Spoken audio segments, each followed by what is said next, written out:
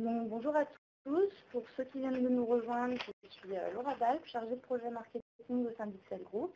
Donc, bienvenue à cette conférence qui portera sur les diagnostics et estimations des gains, donc, qui sera animée par Bertrand Sénéchal, PDG d'XL Group, qui se présentera juste après.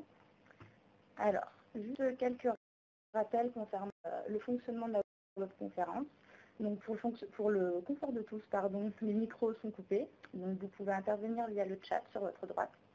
Et donc nous vous enverrons le replay de la webconférence dans la journée ou en début de semaine.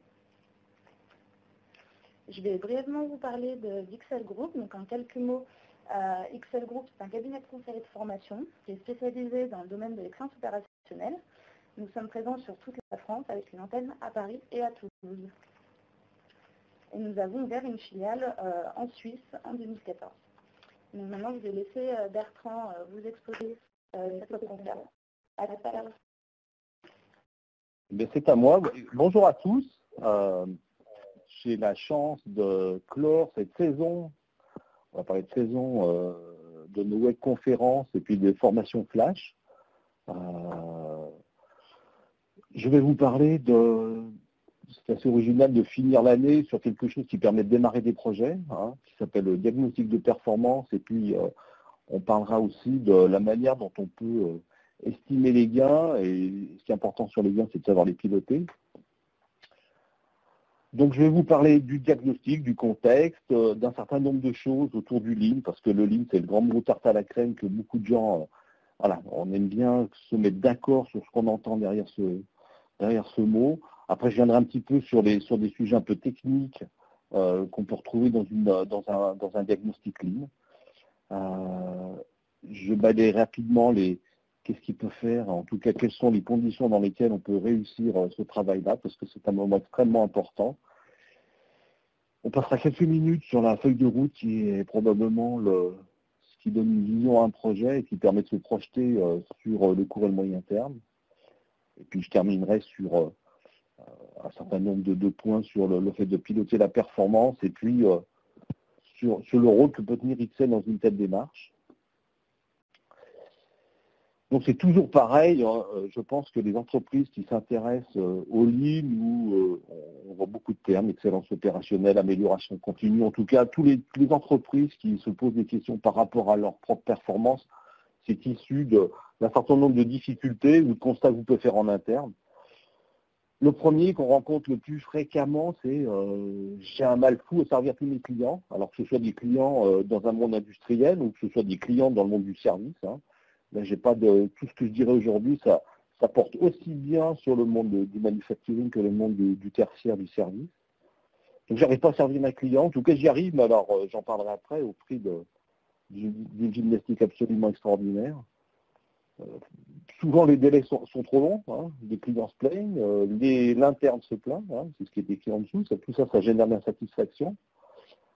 Ce que je disais auparavant, c'est les gens dépensent une énergie absolument colossale pour satisfaire les clients, parce que si on existe tous, quel que soit le métier qu'on exerce, c'est parce qu'on satisfait les clients.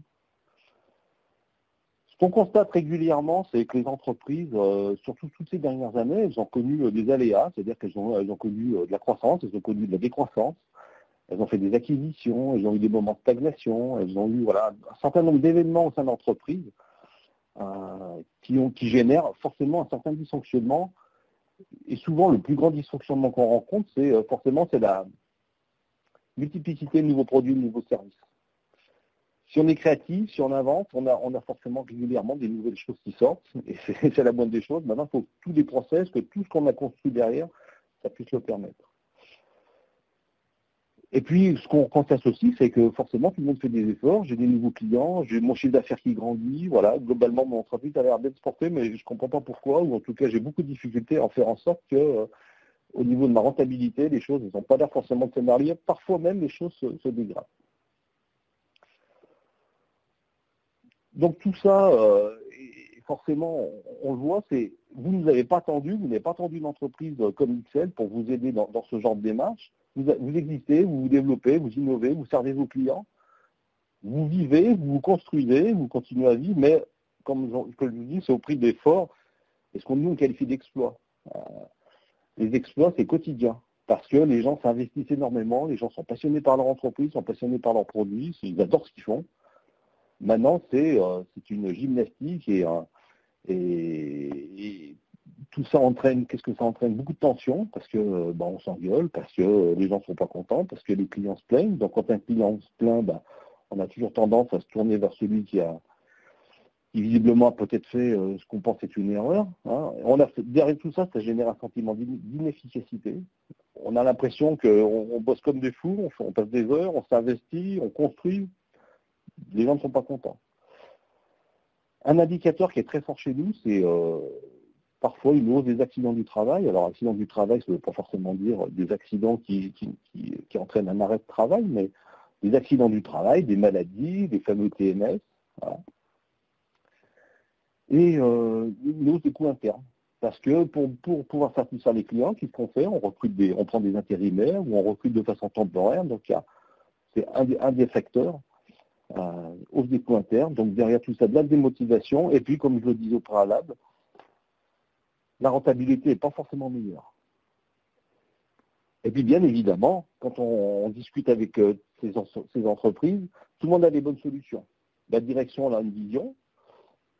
Et les gens de terrain, qui souvent sont quand même les mieux placés pour savoir ce qui se passe, aussi ont des idées. Mais est-ce que tous ces gens-là se rencontrent pour en discuter? Ça va être la question, on va y revenir. Et puis surtout, c'est ce qu'on invente, c'est ce qu'on explique, c'est qu'est-ce qui va se passer si demain matin, vous avez un accroissement des demandes, vous avez pourquoi pas une décroissance, hein. Donc comme on dit, comment faire face aux prochaines échéances? Je vais y arriver. Forcément, on va se positionner sur une perspective, une vision court et moyen terme.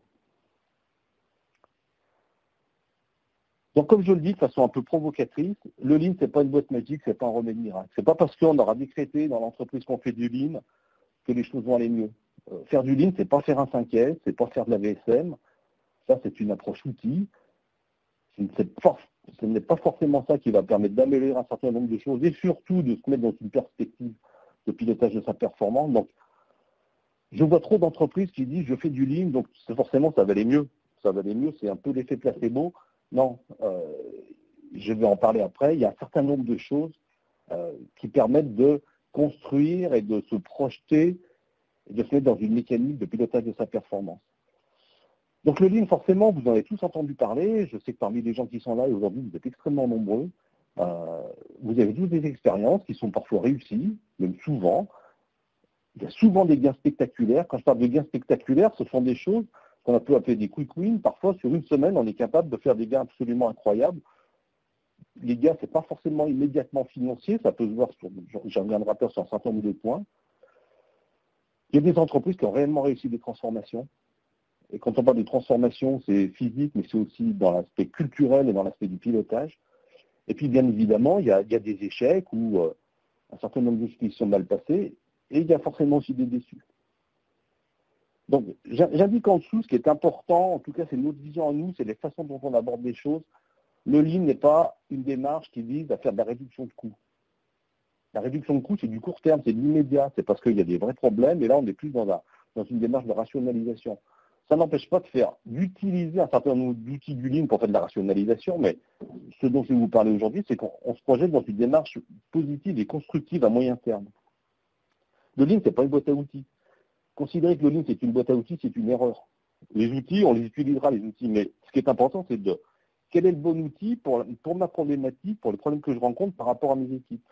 Donc, de penser que le Lean, il faut, comme souvent j'entends, il faut que je commence le Lean parce qu'on m'a dit que c'était comme ça, il faut que je fasse un 5S après une VSM, et puis après, ça, c'est une erreur fondamentale. Et le Lean, ce n'est pas un projet uniquement et exclusivement motivé par le management et la direction. C'est évident que ces gens-là ont un rôle extrêmement important, notamment en termes de sponsoring et de pilotage. Et ce n'est pas un projet qui doit être le projet de la direction qui donne un certain nombre d'instructions auprès des équipes parce que ça va marcher qu'une fois. Et donc, ce qu'on constate, c'est qu'aborder une démarche d'amélioration de cet angle-là, qu'est-ce qui se passe? Et souvent, ce qui arrive, c'est qu'il y a un essoufflement. Voilà, on fait des choses, elles sont bien. Faire un 5S, c'est bien. On améliore un espace, on a des postes de travail qui sont peut-être mieux.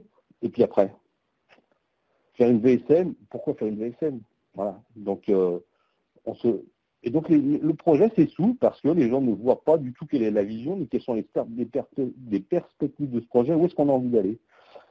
Et c'est ce qu'on constate souvent, c'est que le projet s'éteint. Voilà. Personne ne s'engueule. Voilà, on a fait un certain nombre de choses qui sont bien, mais comme on l'entend souvent, le projet n'a pas pris. Notre démarche n'a pas pris. On a encore eu cet exemple cette semaine. Donc ce qui est important, c'est de se positionner et de voir le Lean comme la composante de deux éléments absolument essentiels, c'est cette volonté de vouloir faire rentrer l'entreprise dans une démarche d'amélioration continue. Ça, c'est un mot magique que beaucoup emploient, on ne sait pas trop ce qu'il y a derrière, mais c'est vraiment le mot qu'il faut employer. J'ai envie d'améliorer ma performance, j'ai envie de savoir ce qui se passe chez moi et j'ai envie de me placer dans une perspective qui fera que mon entreprise va chercher à s'améliorer tous les jours. Quand on lance une démarche de cette nature-là, c'est pour tout le temps, c'est pour tous les jours. Et la deuxième chose qui est importante, c'est qu'il n'y aura pas de démarche de cette nature-là sans impliquer l'ensemble des collaborateurs d'une entreprise. Et forcément le respect des gens. Les gens qui savent le mieux quels sont les problèmes, c'est les gens qui sont tout en bas, qui sont sur le terrain. C'est ces gens-là qui savent mieux ce qui se passe. C'est ces gens-là qui savent quels sont les problèmes. Et c'est à ces gens-là qu'il faut demander de régler ces problèmes. Et donc, la phrase qui est en dessous, c'est vraiment quelque chose qui est une marque de fabrique chez XL, c'est le vrai Lean, le Lean terrain, c'est celui qui donne des résultats réels et qui transforme à la fois l'entreprise et les hommes. De vouloir aborder une démarche Lean par une démarche top-down, c'est super. Je ne suis pas sûr que ça donnera beaucoup de résultats sur le long terme. Donc les principes clés, c'est des choses que vous avez dû tous lire, voir, entendre. Il suffit de taper sur Internet pour voir un certain nombre de choses. Moi, j'aime bien le résumer sous deux angles. Le Lean, le premier objectif du Lean, ça va être de réduire des lead time, de réduire le temps de traverser des produits. Le produit, ça peut être aussi bien quelque chose qui sortira de la production ou un service. Faire un achat, c'est un flux de la même manière que je fabrique des boulons, que je fabrique des voitures, que je fabrique des avions. Donc le Lean, premier objectif, c'est réduire des lead time. La deuxième chose, ça ne se fera que parce qu'on aura impliqué l'ensemble des collaborateurs. Et après, ce sont des choses que vous avez tous vues, c'est on va chercher à identifier ce qui crée ou pas de la valeur pour le client, parce qu'encore une fois, si on fait cette démarche, bien sûr qu'on va impliquer nos hommes, on va impliquer les gens de l'entreprise, mais on fait quand même ça aussi pour essayer de satisfaire mieux nos clients et puis qu'il y ait une meilleure satisfaction. La deuxième chose, c'est de supprimer toutes les actions sans valeur ajoutée, la fameuse chasse au gaspillage. Il faudra qu'un jour, une entreprise puisse arrêter. Le fin du Lean, c'est de savoir arrêter une ligne de production, c'est de savoir arrêter le travail parce que les choses fonctionnent mal et de savoir se mettre en mode de résolution de problèmes.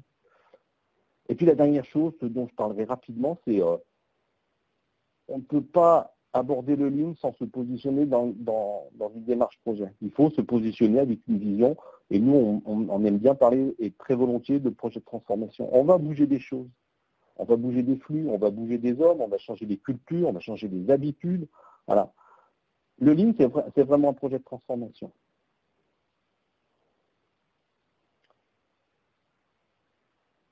Donc je l'ai dit tout à l'heure, j'insisterai toujours là-dessus, c'est le Lean, ça va forcément, on doit emmener tout le monde, on doit emmener tous les acteurs de l'entreprise.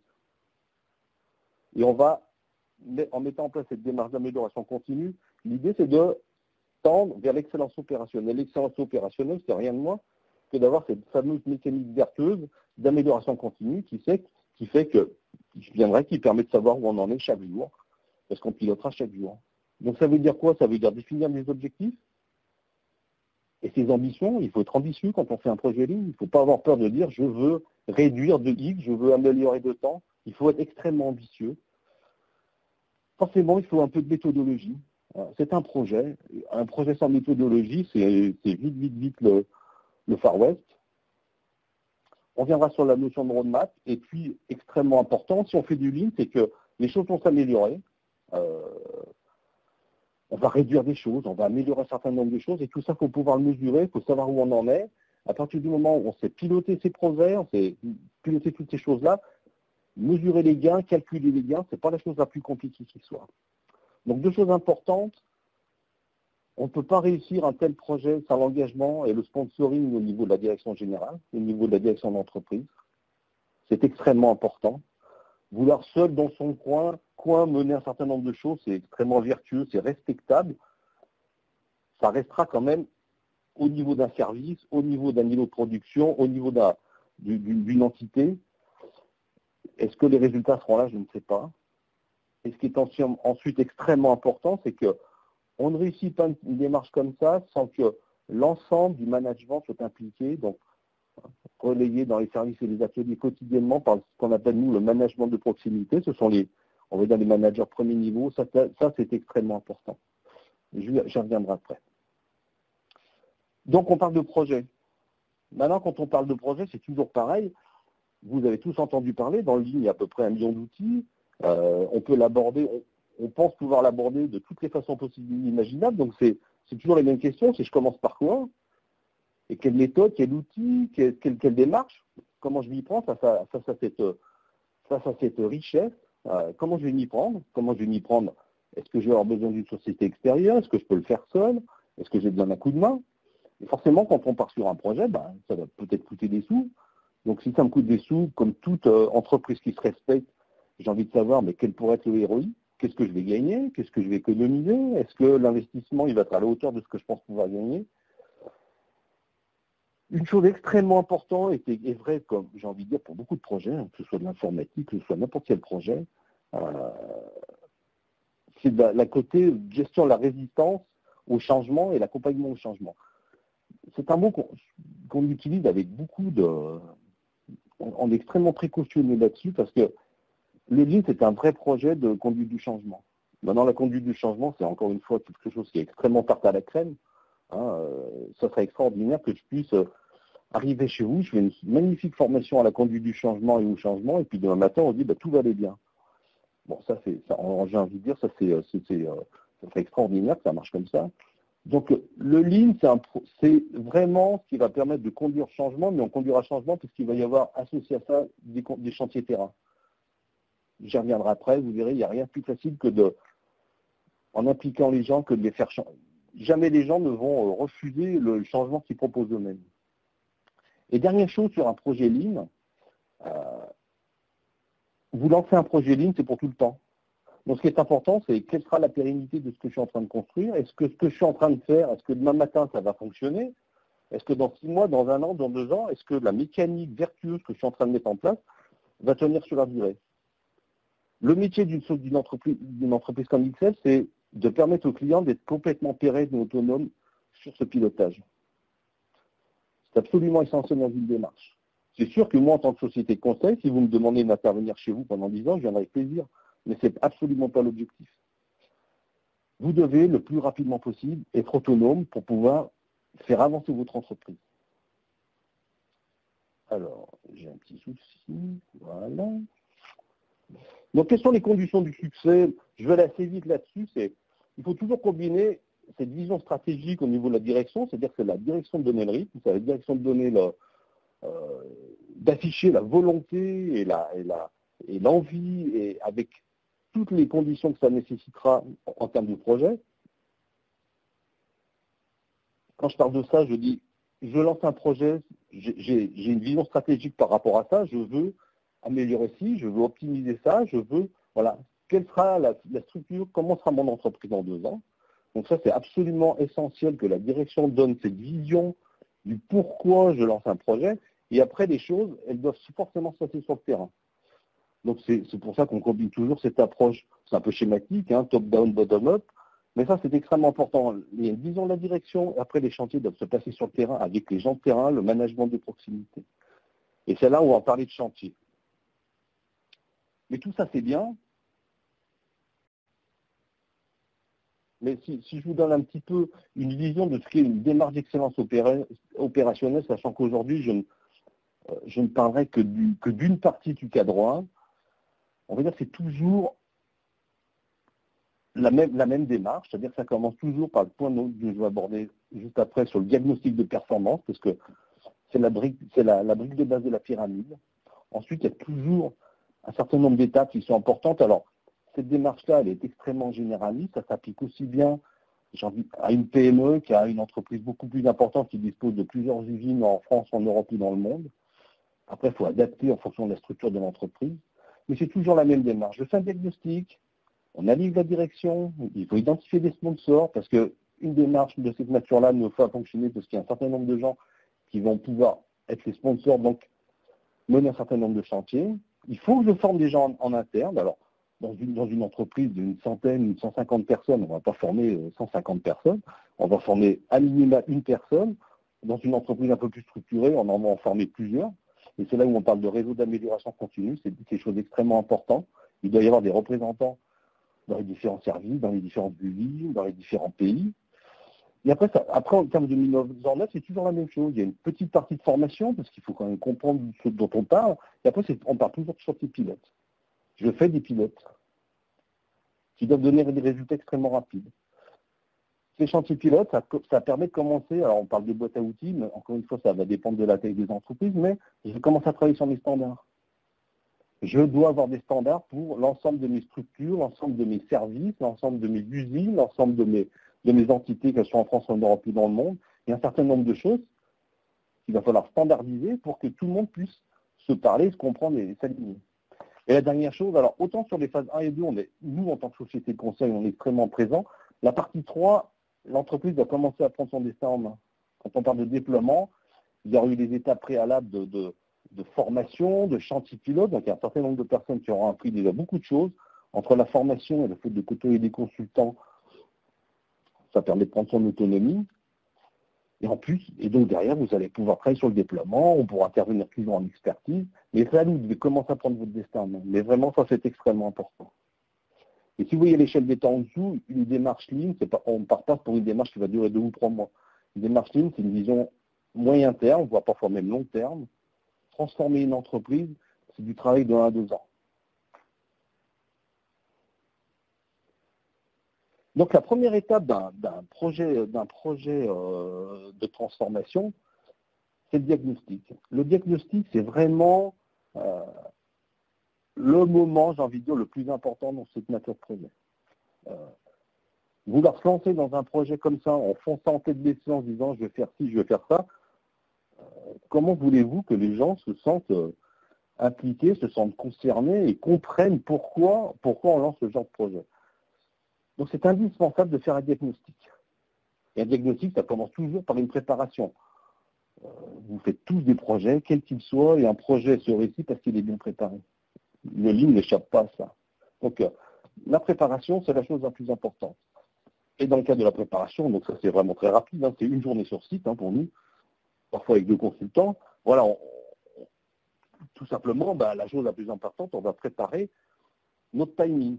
Un diagnostic, ça se déroule dans 99% des cas sur une semaine. Donc on va faire le timing de la semaine, mais je vais revenir après. Donc on va préparer les choses. On va peut-être faire quelques auto-évaluations avec les gens pour un petit peu, nous, on puisse mesurer quelle est la maturité du site. Donc dans le partie 3, vous avez toute la partie agenda. Donc par contre, c'est extrêmement précis l'agenda. Souvent, il y a 2, 3, parfois même 4 consultants sur un diagnostic parce que le site le nécessite. Et donc on va faire le planning à l'heure. Voilà. Le lundi à 8 heures, il y a X, Y et Z. Voilà. Chaque personne va faire des choses. Il y a un certain nombre, je vais revenir après sur ce qu'on peut faire durant toute cette semaine-là. Et on aime bien aussi collecter des données, parce qu'on ne peut pas réussir un diagnostic sans avoir récupéré un certain nombre de données. On adore les données, on a tous les outils pour les traiter. Voilà, donc on récupère toutes ces choses-là. Donc la phase de préparation, comme toujours, c'est quelque chose qui se fait 15 jours, 1 mois avant le diagnostic pour que les choses soient, tant de notre côté que surtout du côté du client, les choses soient prêtes. C'est-à-dire quand on va arriver le lundi matin à 7h, à 8h dans l'entreprise, que les choses soient déjà carrées. Donc ce diagnostic, l'idée, c'est pas de vous dire vous êtes bon, vous n'êtes pas bon, c'est absolument pas le débat. L'idée, c'est d'avoir des éléments factuels. Pourquoi c'est important d'avoir ces éléments factuels? Parce qu'il faut qu'on puisse les partager. Si les choses ne sont pas factuelles, elles ne sont pas identifiées et on est tous d'accord dessus, ça ne sera jamais que de l'impression, du sentiment, du feeling. Et comment voulez-vous que tant nous que l'ensemble de l'entreprise, on puisse partager des choses qui ne sont pas complètement factuelles et qui sortent clairement du travail qu'on va faire ensemble. Donc ça, c'est important de se dire que c'est sûr qu'on va soulever tous les tapis, on va aller voir un certain nombre de choses. Parfois, on est un petit peu décapant parce que ça peut parfois surprendre, ce qu'on peut remarquer. Au sein des entreprises, les gens n'ont plus vous ne voyez plus les choses comme nous, hein, comme je dis souvent, on a nos propres lunettes, et c'est bien l'objectif de diagnostic. Et j'insiste sur le mot diagnostic, c'est pas un audit, parce que dans un audit, vous faites tous des audits ISO. Quand vous faites un audit, vous devez forcément être le champion du monde. Quand on fait un audit ISO, si jamais à la sortie de cette fameuse audit, on n'est pas bon, ça c'est pas bien ça. Parce que si on perd sa certification. Dans ce diagnostic, on veut vraiment simplement identifier ce qui factuellement dysfonctionne et ne fonctionne pas. On mettra aussi en avant ce qui marche bien, bien évidemment. Et donc vous verrez le diagnostic à la fin, un diagnostic, il y a toujours une restitution à chaud, on partagera avec tout le monde. C'est absolument essentiel de le partager. Absolument essentiel. Là, les gens vont commencer à se dire, mais c'est vrai que là, on est d'accord, parce qu'on a constaté, on l'a vu avec eux, on a fait des calculs, on a passé du temps avec eux, et on est d'accord sur ce qui est vu, constaté. Et c'est à partir de là que les choses vont pouvoir s'emmancher. Sur tous les diagnostics qu'on fait, en janvier, on a 4 diagnostics à faire. Je sais très bien qu'à l'issue de tous ces diagnostics, l'ensemble des gens qui ont participé, et c'est souvent les gens de terrain, viennent voir la direction en disant, chef, on y va quand sur ce projet? Parce que là, vraiment, je sens que ça va être quelque chose qui va me permettre d'avancer. Ça suscite énormément d'envie et de volonté d'aller plus loin. Donc le diagnostic, je vous l'ai dit, ça commencera par forcément de la communication. Et ça appartiendra à la direction de communiquer là-dessus. Pourquoi est-ce que je veux faire projet? Quels sont les objectifs? Pourquoi est-ce que j'ai choisi Excel? Pourquoi? Voilà. Donc il y a toute une partie de communication qui est extrêmement importante. C'est important de donner une vision. Je veux changer des choses, je veux améliorer des choses, je veux transformer des choses. L'objectif de ce projet, je vais dire n'importe quoi, ça va être de réduire les temps de traversée au niveau de mes achats de X%, ça va être réduire mes stocks, ça va être d'améliorer les items, ça va être d'avoir un service client à 98%. Voilà, donc il faut absolument connaître ses objectifs. On ne fait pas du lean pour faire du lean, on ne fait pas du lean parce que ça fait bien, on ne fait pas du lean parce qu'on a envie je sais pas, de faire comme a fait le voisin. Non, on fait du lean parce qu'on va définir des objectifs, parce qu'on veut améliorer des choses. Donc après, il y aura un certain nombre d'étapes, que je reviendrai, la roadmap, identifier, chiffrer les choses, choisir les sites pilotes, etc. Point important qui est en bas, former un collaborateur. C'est important de former quelqu'un. En fonction de la taille de l'entreprise, ça sera une personne qui pourra être à 10%, à 20%, à 30%, à 50%, pourquoi pas à 100%. Vous savez comme moi qu'aujourd'hui, la fonction de manager de l'excellence opérationnelle, ou manager ligne, ou responsable ligne, c'est quelque chose que nous rencontrons beaucoup. En passant, je vais faire de la publicité pour mon entreprise. On a sorti, vous l'avez peut-être vu sur notre site, sinon allez sur le site XL Formation, une formation qui s'appelle Devenez manager de l'excellence opérationnelle, qui permet, au-delà de former des gens aux techniques du lean, qu'on appelle les familles Green Belt, Black Belt, c'est aussi d'apprendre un certain nombre d'éléments importants pour pouvoir mener cette fonction et ce job. Donc ça devient quelque chose, j'ai envie de dire, que la même manière que vous avez un responsable qualité, d'avoir un responsable ligne, ce sont des choses qui se rencontrent très très fréquemment. Donc le diagnostic, alors aujourd'hui je vais parler que 2 axes, il y en a souvent un troisième, mais ça va dépendre des clients, c'est ce qu'on appelle le voice of customer, c'est-à-dire c'est qu'est-ce que pense le client de vous. Donc ça c'est quelque chose qu'on propose. Parfois les clients aiment bien pouvoir le faire. Parfois ils n'ont pas forcément envie parce que on construira un questionnaire avec vous et on ira voir 3, 4, 5 clients pour récupérer leur feedback sur les axes qu'on aura décidés. Donc là, j'en parle pas aujourd'hui parce qu'on n'aura pas le temps. Mais je vais me concentrer sur les 2 axes principaux qui sont la notion, toute la partie flux et toute la partie pilotage et management. Donc dans la partie flux, je vais passer rapidement sur ce slide pour aller directement à ce qu'on y fait, parce que il faut que je respecte les timings qui vont me faire taper dessus. Alors, donc sur le premier axe, dans la partie diagnostic, donc je le rappelle, c'est un diagnostic. Le diagnostic, il se fait toujours il y a 4 jours de travail, lundi, mardi, mercredi, jeudi, si on fait sur une semaine complète. Le vendredi, c'est consacré, le matin, les consultants travaillent avec l'équipe projet pour constituer le rapport qui sera présenté l'après-midi. Donc, tout ce travail que je vous présente, ça se fait dans 95 ou 99% des cas Ça dépend vraiment. Même si l'entreprise est importante, on le fait toujours sur 4 jours. Ça ne sert à rien de rester 2 semaines, 3 semaines. On va avoir une vision d'un certain nombre de choses et rester 4 jours sur place, ça nous suffit largement.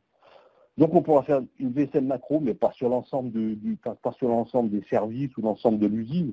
On va choisir un produit qui est le plus représentatif ou les lignes qui sont les plus représentatifs ou les services pour faire une première VSM et identifier, comme vous voyez là sur les petits points rouges, tout ce qui permet tous les dysfonctionnements. On fera des observations terrain, donc on va faire à partir de des analyses de déroulement ou d'équilibrage, voilà, avec un certain nombre de choses.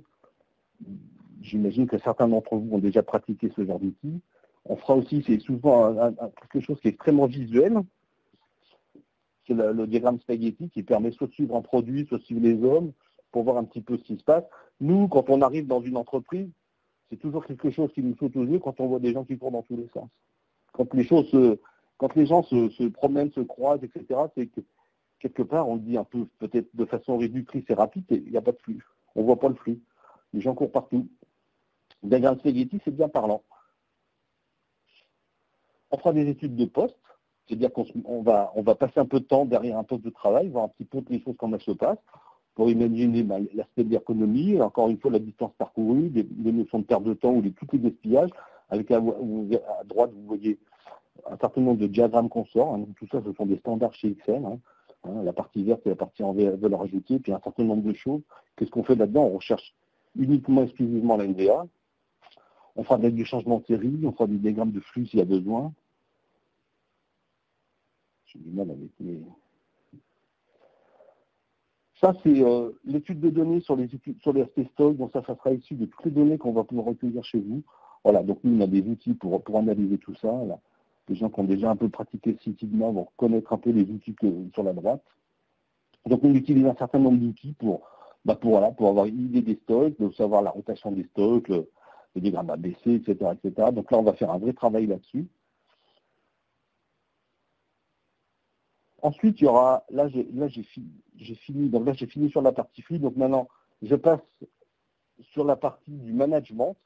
Donc l'idée, c'est pas de se dire est-ce que les managers sont bons ou pas bons, on veut simplement voir comment les gens opèrent, comment ils travaillent au quotidien, et surtout, parce que ça sera quand même un des objectifs du projet, c'est comment cette amélioration, comment vous pilotez votre performance au quotidien. Donc il y aura des entretiens, donc on va rencontrer un certain nombre de personnes, que ce soit au niveau direction, comme des gens sur le terrain, où on a nos questionnaires, on a nos outils, on a un certain nombre de choses. Encore une fois, de l'étude de données sur ce qui se passe au sein de l'entreprise, et ça permet de sortir un certain nombre de diagrammes, hein, sur la satisfaction client, sur la façon, voilà, il y a un certain nombre de choses qu'on va analyser. Quelque chose qui est parfois un peu dérangeant, mais qui est extrêmement utile, extrêmement riche, c'est qu'un consultant va suivre pendant 2 ou 3 heures, parfois 4, mais bon, c'est plutôt 2 heures, une personne. Alors ça peut être un manager de proximité, ça peut être je ne sais quel niveau, voilà, pour constater comment le management pilote son activité. Vous savez tous comme moi que les managers de proximité, le management de premier niveau, ce sont souvent les gens de terrain qui étaient les plus performants, qui étaient les gens qui se sont fait remarquer, qui ont pu un jour accéder à un rôle de manager. Et souvent, ces gens-là, qu'est-ce qu'on constate, c'est que leur savoir-faire, il est quand même sur le terrain. Donc, ils aiment bien pouvoir remplacer leur personne, ils aiment bien pouvoir faire le travail eux-mêmes parce qu'ils vont plus vite, etc., etc. Et tout ça, ce n'est rien d'autre que de la NVA. Donc, on va regarder comment ces gens-là fonctionnent. On va regarder comment ils opèrent. Et puis, on fait des schémas où on mesure ce qu'on a constaté, on leur demande souvent ce qu'eux, ils pensent de leur activité. Voilà, qu'est-ce que vous pensez de votre activité? Qu'est-ce que vous pensez une journée, comment elle se remplit chez vous? Entre un certain nombre de critères. Sur ce bâton-là, c'est souvent ce qu'on demande.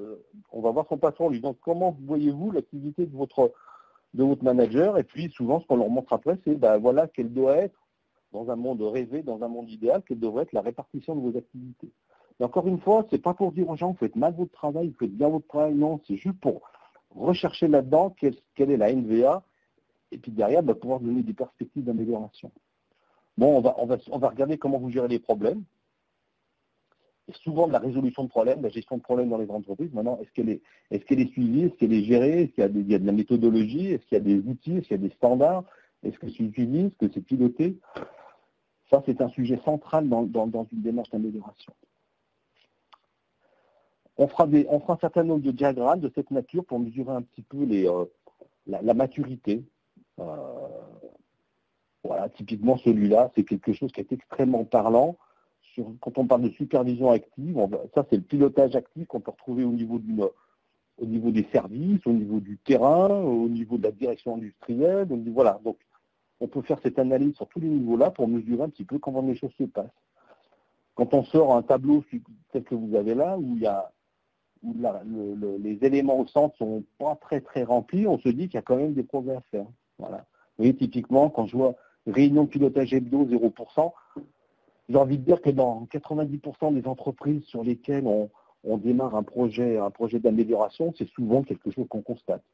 Mais encore une fois, ça n'est pas une critique, c'est un simple constat qui est factuel, et comme je le dis souvent, mais quelle chance vous avez d'être aujourd'hui performant, vous existez, vous continuez à produire, vous continuez à proposer des services à vos clients, l'entreprise ne se développe pas si mal que ça, et imaginez la marge de progrès qui est la vôtre. Voilà. Donc quand on voit pareil, mesure terrain, management de diesel, il y a 5%, ça veut dire qu'il n'y a pas grand-chose. Voilà, il y a peut-être des belles choses à faire. Donc ça fait partie des petites choses qui partent bien. Ça, c'est généralement la chose extrêmement visuelle, c'est qu'on fait souvent beaucoup de photos, on fait même parfois des films. Voilà, quand on fait une photo comme ça, de façon, de cette manière-là, et qu'on la restitue, et comme c'est sorti un petit peu du contexte où les gens passent régulièrement devant tous les jours, ouais, parfois ça frappe un peu. J'ai vu plusieurs fois des chefs d'entreprise, quand on restituait ça, qui disaient c'est pas vrai, c'est pas chez moi ça. Ils disent rassurez-moi, c'est pas dans mon entreprise. Bon, encore une fois, voilà, il y a des choses à faire.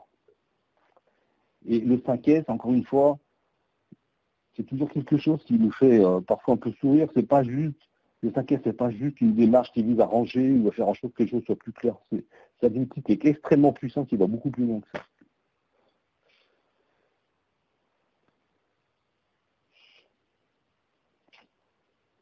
Bon, donc là, si vous voulez, on a... il est quelle heure? Moins 25. Le rapport diagnostic, c'est quelque chose qui est extrêmement riche. Hein. Vous avez vu, on utilise beaucoup d'outils, donc tout est standardisé chez Excel. On a même des choses qu'on va bientôt sortir sur iPad pour encore aller plus vite et être beaucoup plus efficient. Donc un rapport diagnostic, c'est quelque chose qui est extrêmement riche, mais qui va nous permettre de nous projeter et de commencer à construire les choses. Comme je dis toujours, le diagnostic, c'est la brique de base.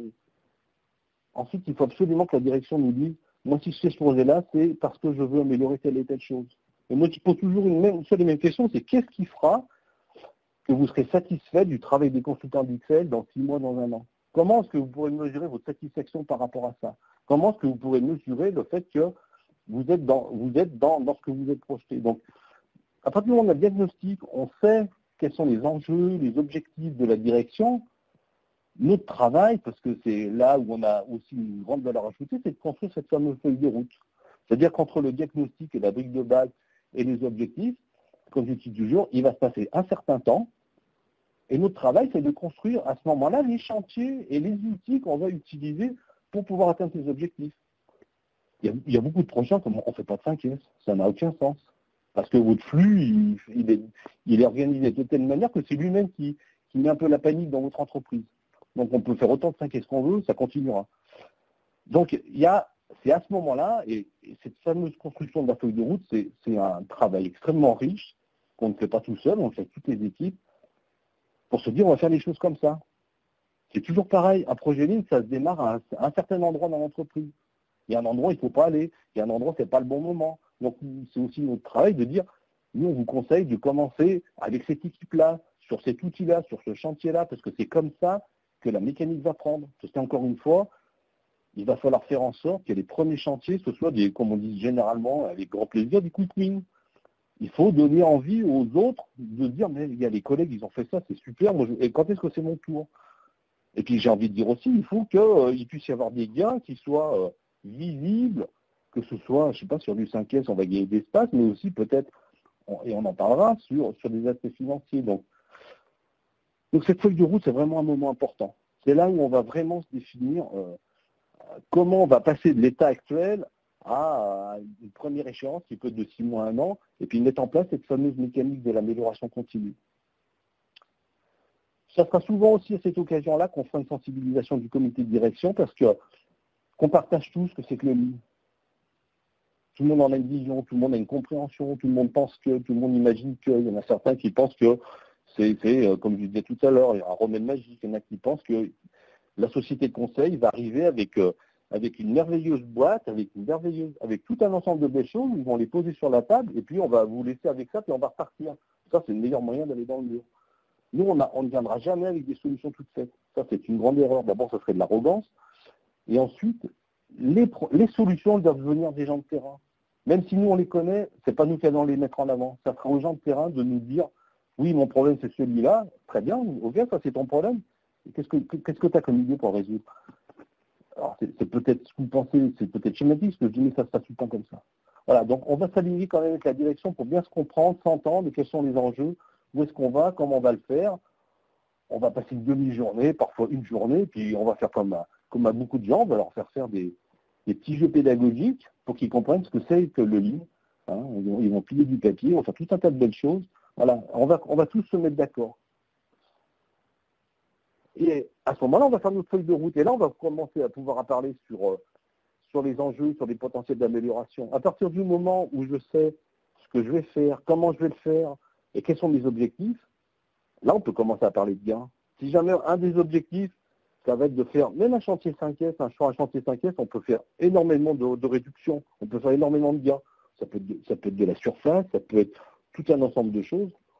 À partir du moment où on sait se définir ces choses-là, on peut commencer, on va travailler souvent en pourcentage ou en réduction de, après traduire en éléments financiers, c'est des choses qu'on sait faire, bien évidemment, mais ça veut dire qu'il faut qu'on ait accès à des éléments financiers de l'entreprise, ce qui n'est pas souvent le cas.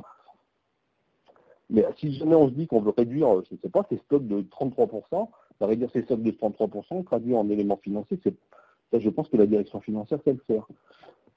Et là, on va pouvoir commencer à travailler sur quels seront justement ces fameux objectifs. Amélioration de ceci, réduction, optimisation. Souvent, on a des objectifs de projet. Ce sont des choses très simples, c'est de travailler sur l'efficience des lignes, hein, si je suis au niveau d'une usine. Quand on fait souvent des calculs de TRS sur une ligne, parfois les clients tombent à la renverse quand on leur dit que l'efficience de leur ligne est de 5%. C'est des choses qu'on rencontre régulièrement. Et ça n'a rien de choquant. Une ligne à 100%, ça n'existe pas. Mais de passer de 5% à ne serait-ce que 15%, ça fait juste améliorer tout ça de 300%. Bon, donc ce sont des objectifs qui sont extrêmement faciles à chiffrer. Mais il va falloir se définir. Il va falloir les prendre les uns derrière les autres. Et après, je vous montrerai comment, je ne vais pas pouvoir tout vous montrer, hein, parce que je n'ai pas forcément le temps, comment on va rentrer dans cette mécanique qui va permettre d'estimer les choses. Mais je reviens quand même au préalable sur ce que j'ai dit. Le Lean, ce n'est pas une démarche, il ne faut pas l'aborder par les coups.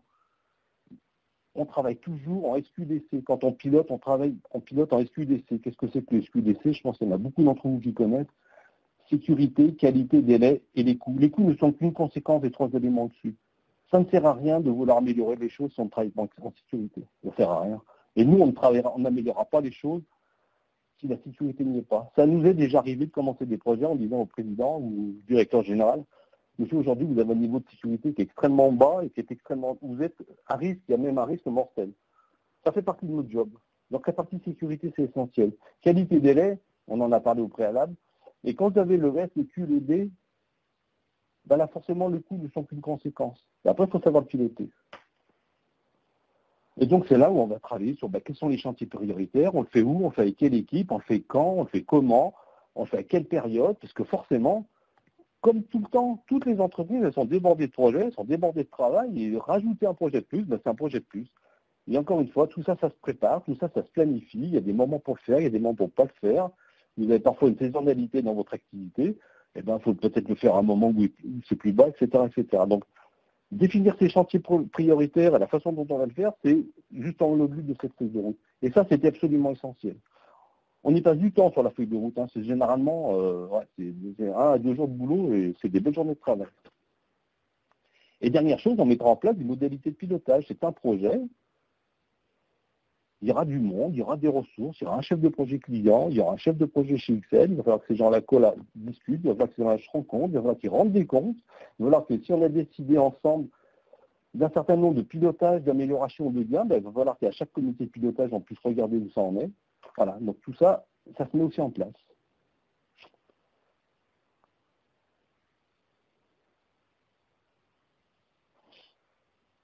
Donc le pilotage des gains, on a notre propre méthodologie pour ça, hein, qui n'a rien de, j'ai envie de dire, rien d'extraordinaire, simplement il faut juste un tout petit peu rigoureux et puis savoir de quoi on parle. Donc vous avez là un certain nombre de choses. Le suivi des gains, ça se fait en fonction d'un certain nombre d'éléments qu'on validera et qu'on pilotera, comme je vous l'ai dit tout à l'heure, au sein des comités de pilotage.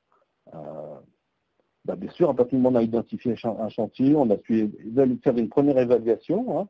Après, forcément, il y a un partage avec les clients, parce que si nous, on estime que vous pouvez améliorer un certain nombre de choses, il faut encore une fois qu'on soit d'accord. Ça peut être aussi extrêmement challengeant. Je n'ai aucun problème à être challengé là-dessus. J'adore ça. Je pense que tous les consultants d'Excel adorent ça, parce que c'est sûr que si on fait un projet au sein d'une entreprise, c'est ce qui va faire avancer, ce qui va motiver tout le monde, c'est de mesurer et de voir cette amélioration. Donc là-dessus, j'adore ça.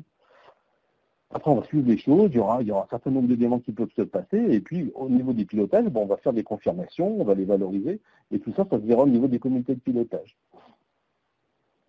Et après, et c'est toujours pareil, c'est toujours vrai, c'est vrai pour tous les chantiers que vous faites, et c'est vrai pour tous ces aspects-là, il va falloir que ces gains que vous avez, ces coups de main que vous avez pu faire, ou ces gains parfois spectaculaires, mais il va falloir qu'ils soient pérennes dans le temps. Il ne suffit pas de faire un gain une fois, il faut absolument inscrire ça dans la durée.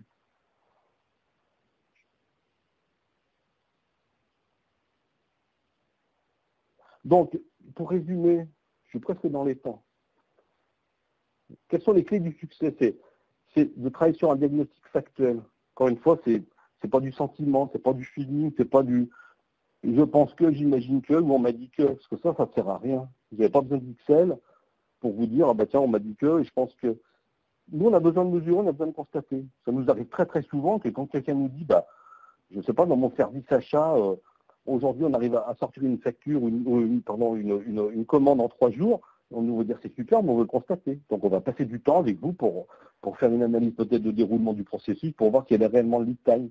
Et parfois, ça c'est peut-être pas 3 jours, c'est plutôt une semaine.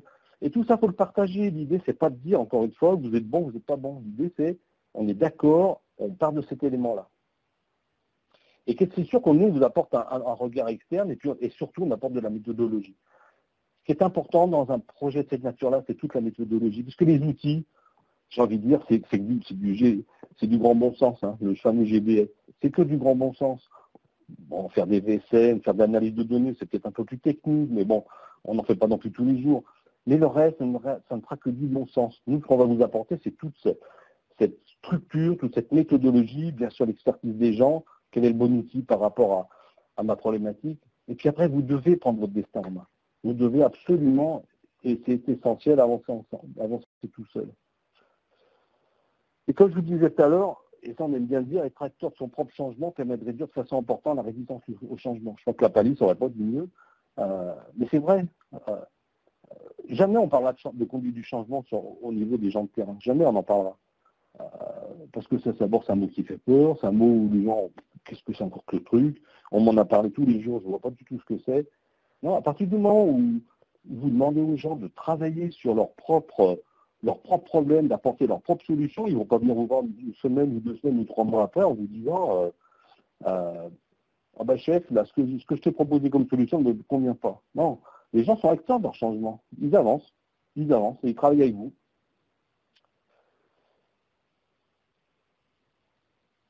Donc voilà sur le diagnostic. Donc bien évidemment, je suis quand même obligé de parler d'Excel un petit peu quand même. Il faut bien qu'on puisse vivre et puis continuer à exister.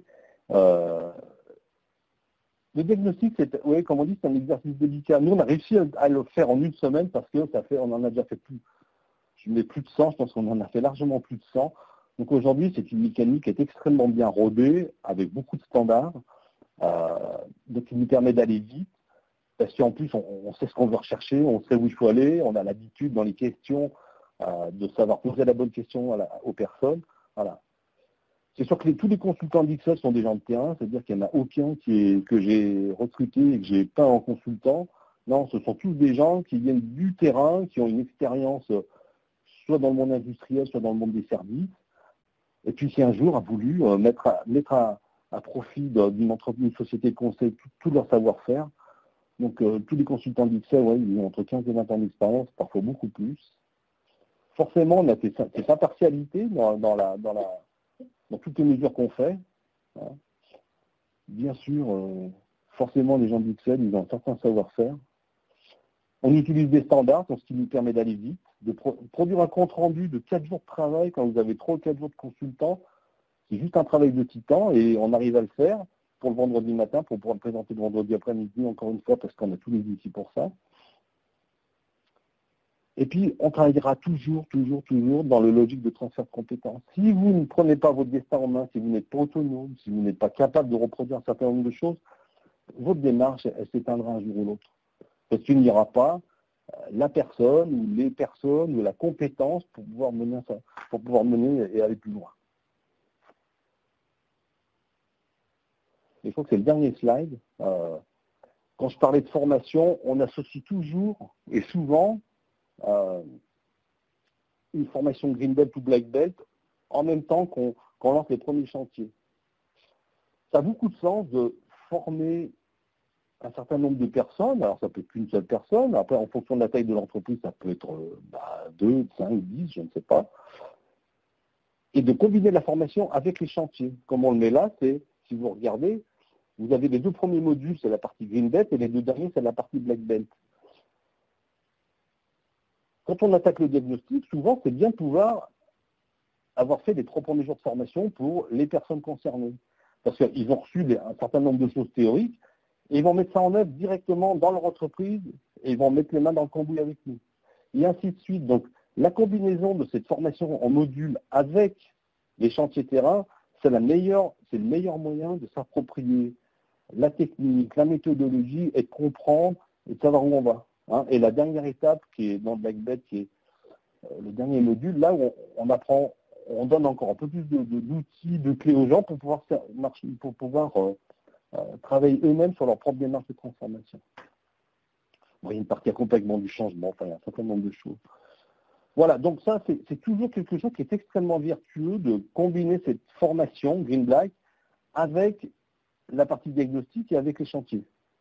C'est vraiment le meilleur moyen de s'approprier l'ensemble des outils et des techniques qu'on utilise. Alors, je crois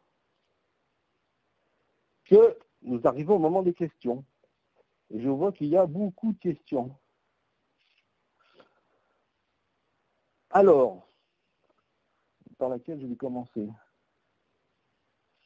Je prends cette question-là. La définition des objectifs de gain doit-elle être partagée avec la direction? J'ai envie de dire que la direction, elle est souvent essentiellement intéressée par la notion de gain. C'est-à-dire que selon la taille de l'entreprise, dans une PME, bien sûr que c'est vrai, mais dans une entreprise que je peux qualifier de plus grand compte, souvent le lean, c'est aussi au niveau d'une direction générale, c'est ok, c'est super votre démarche, mais qu'est-ce que ça me fait gagner? Donc, cette partie gain, c'est souvent quelque chose qui se traite dans des comités de pilotage avec la direction, parce que c'est quand même le sujet qui intéresse une direction générale. Donc, bien sûr qu'elle doit être partagée avec ces gens-là. Encore une fois, on ne fait pas du lean pour faire du lean parce que ça sera joli, parce que ça sera bien. On fait du lean parce qu'on veut améliorer des choses. Améliorer des choses, ça veut dire qu'on a des indicateurs qui s'améliorent. Un indicateur qui s'améliore, ça veut dire qu'il y a quelque part un gain. Après, est-ce que je dis on peut le chiffrer, on ne peut pas le chiffrer, après, c'est tout un travail, mais de réduire un certain nombre de choses ou d'améliorer quelque chose, ça c'est absolument essentiel.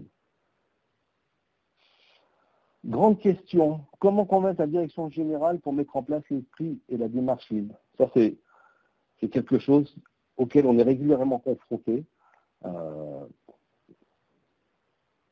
Une direction générale souvent, il y a comment dirais-je, il y a beaucoup d'entreprises qui pensent qui imaginent qui croient que le lean fait ceci ou fait cela. Alors parfois c'est parce qu'il y a eu comme je disais au préalable, des expériences désagréables. Moi, j'ai envie de dire, le meilleur moyen, je vais prêcher pour Mike Fendry, c'est qu'on partage, nous, avec ces gens-là. Il y a un certain nombre d'éléments clés dans une démarche, il y a un certain nombre de sujets qu'il faut partager avec la direction générale sur lesquels on est plutôt rodé.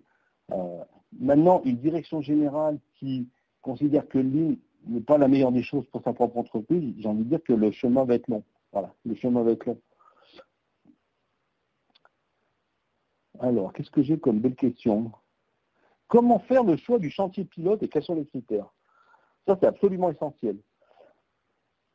Quand on a fait le diagnostic, on aura comme 3 ou 4 consultants qui auront passé une semaine entière au sein de l'entreprise. Je peux vous assurer que les gens, ils ont une extrêmement bonne vision de ce qui se passe. J'ai envie de dire que même à la fin de la semaine, ils font souvent partie des meubles. Ils font partie de l'entreprise. Le choix du pilote, c'est nous, on a notre propre vision, on aura vu un certain nombre de choses. Après, il faut caler ça quand même aussi avec la stratégie de l'entreprise, c'est-à-dire que l'entreprise, elle a forcément des axes stratégiques, elle a forcément une vision pour aller au moins l'année à venir. Et puis, quelque part, il y a vos objectifs. Quand on combine tout ça, nous, on va proposer, par rapport à ce qu'on a vu, par rapport à vos objectifs, on va proposer à la fois le chantier et surtout l'équipe. Après, ça sera un partage avec les clients. Ça sera un partage avec les clients. Mais nous, on sait par expérience, parce qu'on sera resté une semaine sur site, quels seront les chantiers qui vont réussir, qui vont faire, ça va faire prendre la démarche au sein de l'entreprise, avec les bonnes personnes, et lesquelles personnes seront les promoteurs de la solution en interne. Donc ça, c'est vraiment le fait d'avoir passé ce temps-là, combiné avec la vision que peut avoir l'entreprise, c'est là où on va vraiment faire le choix. Et encore une fois, c'est vraiment c'est certainement une des choses les plus importantes de faire ce choix d'équipe, de chantier, de projet. C'est la chose, mais ça se fait très très vite. J'ai envie de dire que nous, généralement, le mardi ou le mercredi, on sait déjà où on va attaquer le projet. Alors, mon Dieu, il y a des questions qui défilent à une vitesse de folie. Remonte-moi un peu, Laura, je vois plus là. Le Lean pourra-t-il résoudre la problématique d'un manque dans le portefeuille des commandes clients? Mon Dieu. Je peux remonter moi.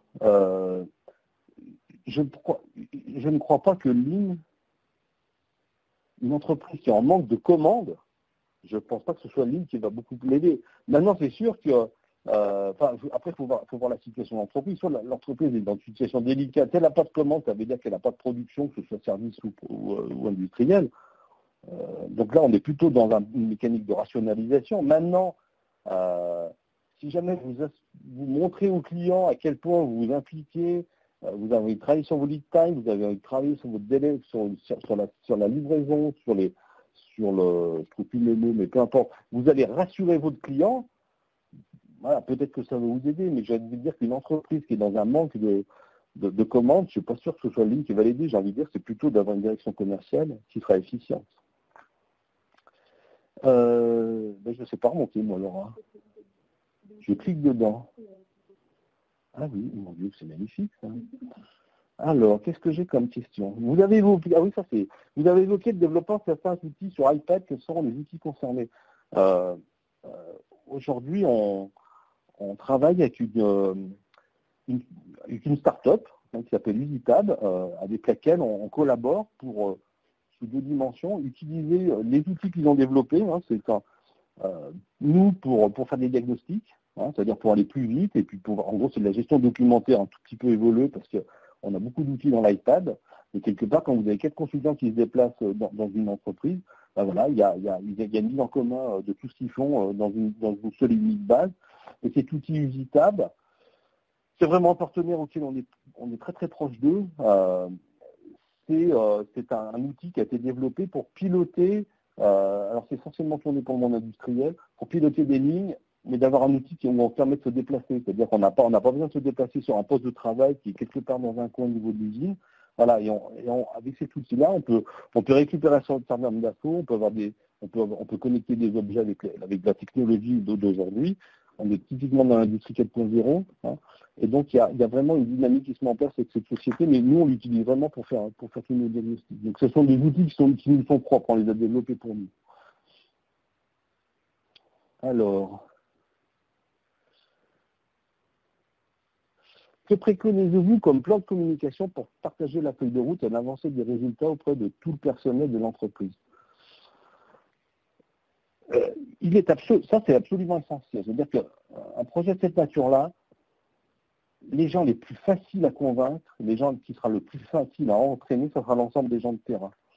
Parce qu'ils vont très très vite voir, et ça sera justement, je vais répondre à la question, ils vont très vite voir que ce projet est fait pour eux. Parce que dans la façon dont on travaille, on va donner la parole à ces gens-là. Nous, on va aller les voir, on va leur demander de nous parler de leurs problèmes, on va leur demander, les fameux chantiers Kaizen, on va leur demander de trouver des solutions. Puis surtout, une fois qu'ils auront dit ça, on ne va pas se contenter de, peut-être ce qu'ils ont eu l'habitude de faire, c'est de dire, ok chef, je te donnais mon problème, le problème, on l'a mis dans une boîte, on a refermé la boîte et puis on attend quelques mois. Voilà. Non, derrière, quand on parle de chantier Kaizen, on va résoudre ce problème et on va mettre les changements en œuvre. Donc, c'est extrêmement simple en termes de communication, de convaincre les gens, parce qu'il va falloir, à travers la méthodologie qui sera mise en place, à travers la façon dont on travaille, la façon dont on va construire le projet, ça sera extrêmement simple d'expliquer aux gens que le projet, il est surtout et avant tout pour eux. C'est la chose la plus simple qui soit. Ce qui est toujours compliqué dans un projet de cette nature, ça va être de travailler avec le management de premier niveau. Parce que ce sont souvent des gens à qui on va demander, c'est ces gens-là qui vont plus changer. Parce que jusqu'à présent, c'était surtout des gens, quand vous leur demandiez s'ils avaient fait une bonne journée, ils vous disaient oui, j'ai fait une super journée, j'ai résolu 150 problèmes, j'ai poussé le chariot à la base des médias, je suis allé, j'ai couru dans tous les services de l'entreprise parce que je vais aller plus vite, parce que je connais bien la société, voilà. Sauf qu'ils n'ont généralement pas fait tout à fait le job pour lequel ils sont payés. Donc ces gens-là, c'est souvent ces gens-là qui ont parfois un petit peu plus de mal, parce que là, carrément, il faut qu'ils soient habitués, il faut vraiment qu'ils aient envie de changer. Comment non. Est-il pertinent? Je cherche, je reviens dans toutes les questions.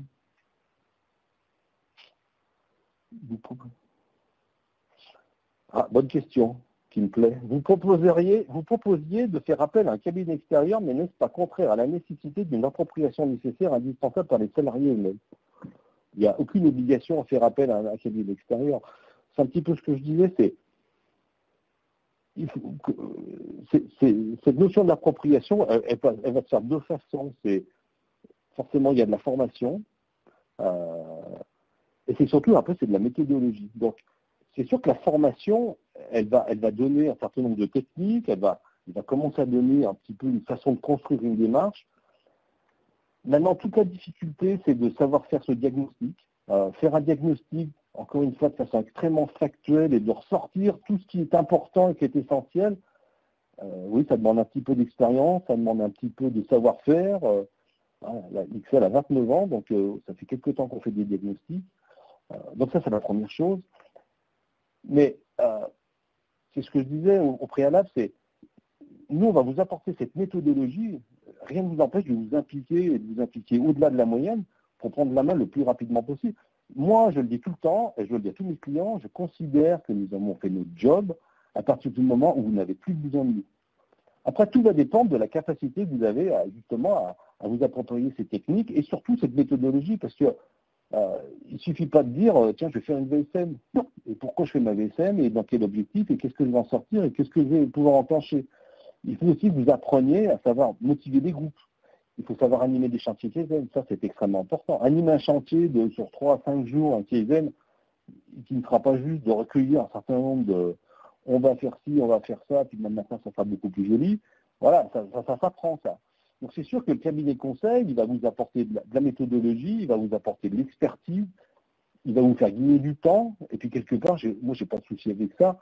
À partir du moment où il y a un projet de cette nature-là, il y a des gars, je peux vous assurer une chose, c'est que le coût d'un cabinet extérieur, il est extrêmement faible en regard des gains que vous allez faire. Voilà. Donc, aucun problème à ce que vous ayez envie de lancer vous-même vos projets. Maintenant, je rencontre trop souvent des gens qui se sont formés, Green Belt, Black Belt, et qui ont voulu se lancer tout seuls, c'est parfois un peu délicat, mais c'est pas forcément non plus, on va pas passer 500 jours chez vous, hein. Voilà, les conseils qu'on peut vous apporter, ça peut vous faire peut-être gagner beaucoup de temps. Alors j'ai Laura qui me regarde avec des grands yeux parce que il est 12h05, mais comme vous êtes encore nombreux, je vais encore prendre une question, Laura. Une dernière question. Parce qu'après je vais me faire taper dessus. Je prends cette question. Laquelle je prends? Quelle différence y a-t-il entre Lean, amélioration continue et excellence opérationnelle? Mon Dieu. Je me pose des questions. C'est une question. Les Lean, j'ai envie de dire, moi je dis souvent, c'est un peu le mot tarte à la crème. Derrière Lean, c'est surtout le boîte à outils. C'est les 2 mots après qui sont importants. L'amélioration continue, c'est le moyen que vous allez employer pour arriver à l'excellence opérationnelle. Qu'est-ce que c'est que l'amélioration continue? C'est à partir du moment où vous avez fait votre diagnostic, vous avez mené un certain nombre de chantiers, ce que nous, on va vous apprendre à faire, c'est piloter votre performance. Piloter sa performance, c'est mettre en place ce qu'on appelle de l'animation intervalle court.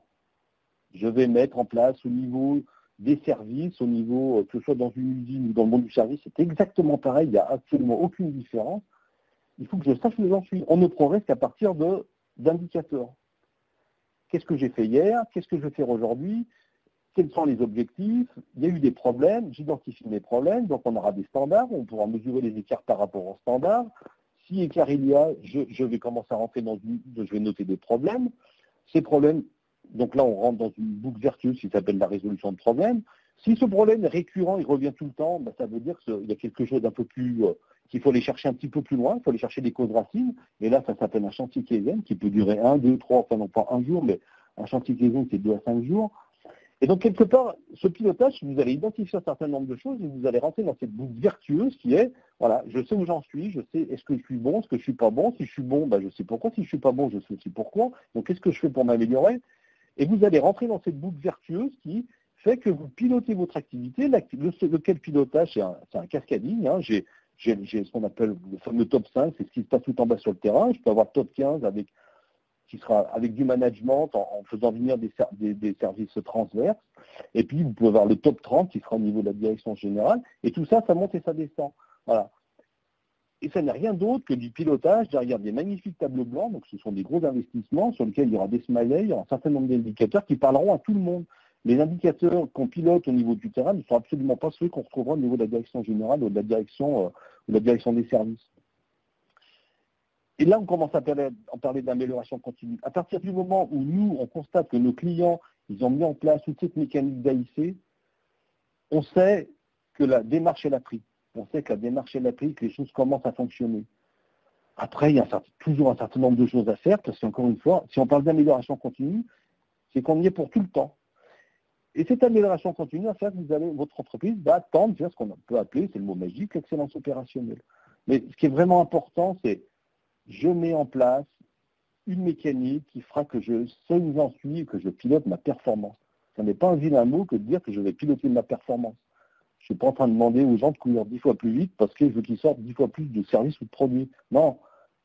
Ce qu'on va leur apprendre, c'est à identifier quels sont les dysfonctionnements, les non-valeurs ajoutées dans tout ce qu'ils font pour justement pouvoir atteindre cet objectif de performance.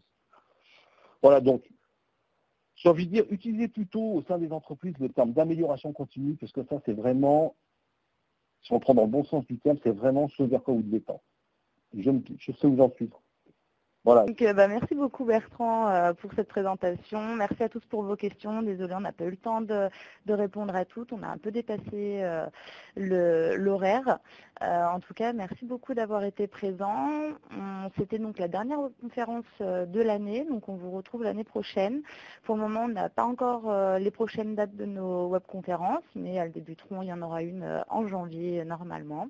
Il y en aura beaucoup. Il y en aura beaucoup. Donc vous pourrez les consulter donc, sur la rubrique événements de notre site. Donc pour rappel, le support de présentation vous sera envoyé dans la journée et pour ce qui est du replay de la présentation, elle sera disponible sur notre chaîne YouTube et vous pouvez nous suivre également sur tous les autres réseaux, Twitter, LinkedIn et vous pouvez retrouver tous nos anciennes webconférences sur notre chaîne YouTube, donc n'hésitez pas à vous y rendre. Bon, et bien maintenant, je pense qu'il est temps de nous quitter. Merci beaucoup pour votre présence et à bientôt. Au revoir. Merci Bertrand. Au revoir à tous.